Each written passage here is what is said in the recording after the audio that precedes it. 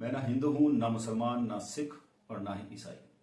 जी हाँ, ये कहना मेरा नहीं, बल्कि ये कहना है मोहम्मद दीपक का। जी हाँ, आप भी सुनकर कंफ्यूज हो गए होंगे कि ये कैसा नाम है भला। और इसी नाम के चलते आज ये देश की राजनीति से लेकर देश के अंदर सबसे हॉट टॉपिक बना हुआ है। न सिर्फ नेशनल न्यूज चैनल पर, बल्कि सोशल मीडिया पर यह मुद्दा और ये टॉपिक बहुत तेजी से वायरल हो रहा है और अलग अलग पार्टियां, अलग अलग समुदाय के लोग इसके पक्ष और विपक्ष की बातें करने लगे हैं। जी हाँ, तो आज फिर से हाजिर हूं आप सभी लोगों के सामने एक सच्ची घटना पर आधारित क्राइम स्टोरी लेकर। नमस्कार, मेरा नाम है राकेश। दरअसल उत्तराखंड का एक इलाका है कोटद्वार। वहीं कोटद्वार के एक छोटे से बाजार के अंदर एक कॉम्प्लेक्स है। उस कॉम्प्लेक्स में काफी सारी दुकानें हैं। कॉम्प्लेक्स के फर्स्ट फ्लोर के ऊपर एक बाबा स्कूल ड्रेस कलेक्शन के नाम से दुकान है, जिसके संचालक मोहम्मद वकील हैं। ये काफी बुजुर्ग हैं और तकरीबन इनकी उम्र 70 साल बताई जा रही है। स्कूल के बच्चों की यूनिफॉर्म और कपड़े बेचने का ये काम करते हैं।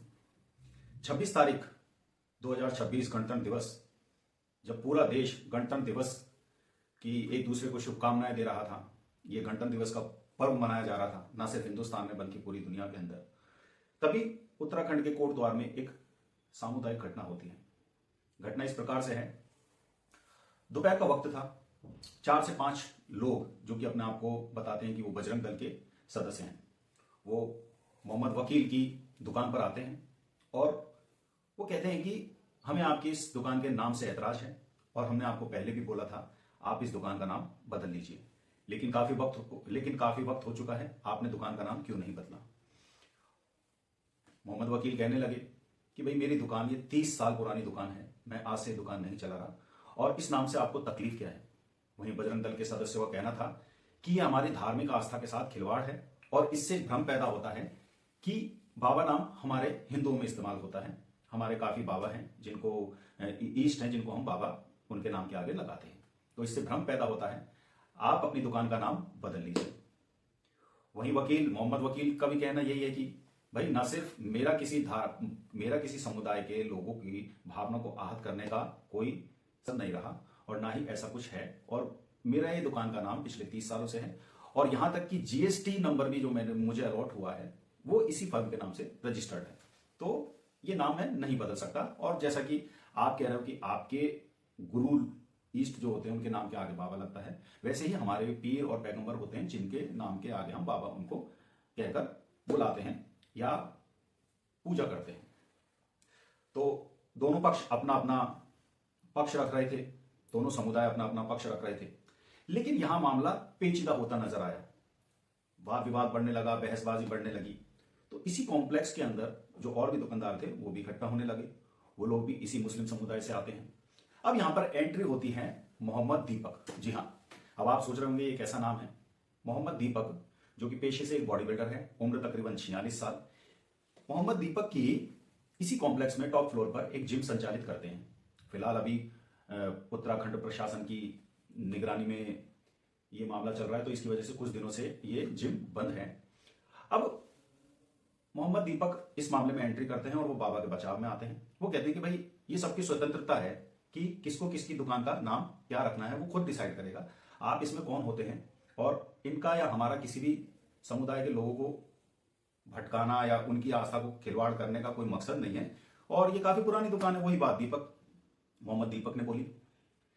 अब ये मामला मोहम्मद वकील से हटकर मामला डाइवर्ट हो गया मोहम्मद दीपक के ऊपर, क्योंकि वो बीच बचाव में आने लगे थे।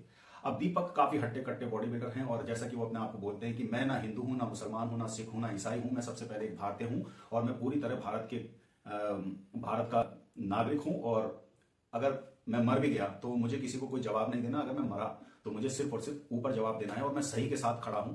ठीक है, अब दुनिया चाहे इसको किसी भी एंगल से ले।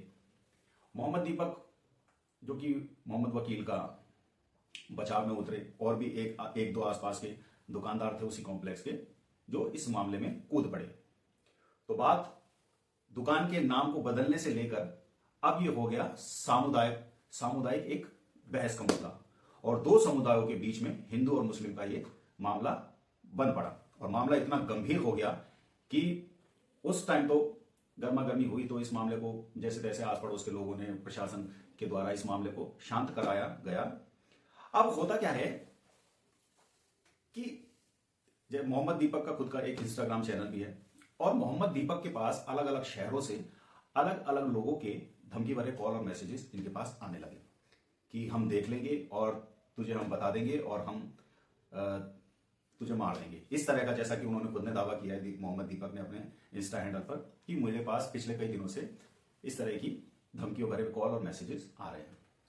अब होता क्या है, 30 तारीख के दिन, 30 जनवरी को दोपहर के समय, अब जब ये मामला हुआ तो दीपक को जाहिर सी बात है कि जब आपको इस तरह की कोई धमकियां भरे मैसेज कॉल्स आएंगे तो आप थोड़ा घबरा जाओगे। तो दीपक ने इस चीज की जानकारी उत्तराखंड के जो कोटद्वार का जो पुलिस थाना था उस प्रशासन को दी और प्रशासन ने इस मामले को थोड़ा गंभीरता से लिया, क्योंकि पहले भी 2 दिन पहले ये घटना हो चुकी थी। तो उसके बाद तकरीबन 80 से 100 लोग, जैसा कि उनके इस वीडियोस में भी आप देख सकते हो, जैसा कि आप लोग और भी सोशल मीडिया पर यूज करते होंगे, तो 80 से 100 बजरंग दल के कार्यकर्ता वहां पर अलग अलग शहरों के थे, जो ऐसा बताया जा रहा है। वो सभी लोग दीपक के दुकान, दीपक की जिम और वो बाबा यूनिफॉर्म की शॉप के सामने आकर इकट्ठा हो गए और दीपक को मारने के लिए उतारू हो रहे हैं। और भीड़ इतनी उग्र हो चुकी थी और बजरंग दल के जो कार्यकर्ता थे वो दीपक को ये समझ ले बख्शने के मूड में नहीं थे। तो इधर से दीपक भी और दीपक के समुदाय के कुछ और भी लोग दीपक के बचाव में उतरे और पुलिस ने खैर जैसे तैसे इस मामले को शांत किया। और ये मुद्दा इतना गर्म हो चुका है कि भारत की राजनीतिक पार्टी के जितने भी पार्टीज हैं, कुछ मोहम्मद दीपक की तरफ, उसका पक्ष लेकर उसके तरफ खड़े हैं, बाकी कुछ और हिंदू संगठनवादी और हिंदू पार्टीज जो हैं वो सारी पार्टीज हिंदू पक्ष की तरफ खड़े हैं। सुरक्षा मुहैया कराई गई है और फिलहाल मामला अभी शांत है, देखते हैं क्या नतीजा आता है। लेकिन मैं यहां पर एक चीज ये बोलना चाहूंगा कि क्या इस तरह की राजनीति या इस तरह का अधिकार सरकार ने या किसी कानून ने किसको दिया है कि किसे अपनी दुकान का संचालन किस नाम से और कैसे करना है। यहां पर एक बात ये और निकल के आई है, मोहम्मद दीपक जो कि पेशे से एक बॉडी बिल्डर बताए जा रहे हैं और वो बार बार ये कहते हैं कि मैं किसी समुदाय के साथ नहीं खड़ा, मैं सिर्फ इंसानियत के साथ खड़ा हूं। मुझे जो चीज गलत लगी उसके लिए मैं गलत के खिलाफ हमेशा खड़ा रहूंगा, फिर चाहे मैं रहूं या ना रहूं, मुझे किसी को कोई जवाब नहीं देना। मुझे ऊपर वाले ने पैदा किया है और इसका जवाब भी मैं सिर्फ और सिर्फ ऊपर वाले को दूंगा। और मैं ना सिर्फ उत्तराखंड बल्कि पूरे हिंदुस्तान को रिप्रेजेंट करता हूं। मैंने काफी बॉडी बिल्डिंग के कॉम्पिटिशन्स लड़े हैं और हिंदुस्तान का नाम रोशन किया है।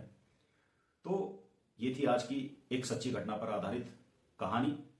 फिलहाल मामले की जांच जारी है, देखते हैं कौन दोषी और कौन निर्दोष निकलेगा।